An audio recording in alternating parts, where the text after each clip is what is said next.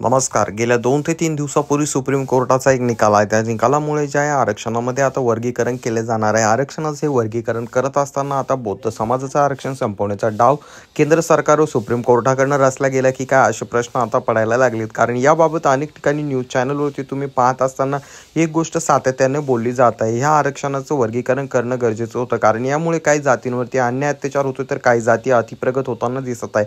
अशा प्रकारचे भाष्य करताना सरळ न्यूज चॅनल दिसत आहे. त्यामध्ये अनेक न्यूज चॅनलने असं देखील म्हटलंय की आरक्षणाचं वर्गीकरण याच्यामुळे करणं गरजेचं आहे, कारण अनुसूचित म्हणजे एसटीचं जे आरक्षण आहे त्यामध्ये पाहायला गेलं तर बौद्ध समाज हा जो समाज आहे खूप पुढे गेला आहे आणि ते मोठ्या प्रमाणात प्रगती करत आहे. परंतु त्यांच्या तुलनेत त्या एससीमध्ये येणाऱ्या बाकीच्या कॅटेगरी ज्या आहेत किंवा बाकीच्या जाती आहेत त्यांचं आरक्षण मोठ्या प्रमाणात झालेलं नाही आहे.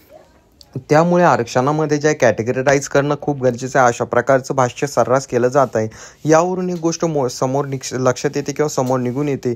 बौद्ध समाजाची जी प्रगती होत आहे ती आरक्षणामुळे झाली आणि बौद्ध समाज आता खूप पुढे जातो की काय, या भीतीच्या भावनेतून हा फैसला केला गेला की काय, अशा आता मनामध्ये प्रश्न यायला लागले. तरी तुम्हाला याबद्दल काय वाटतं खाली कॉमेंट करून नक्कीच सांगा. चॅनलवर नवीन असाल तर चॅनलला सबस्क्राईब करायला मात्र विसरू नका.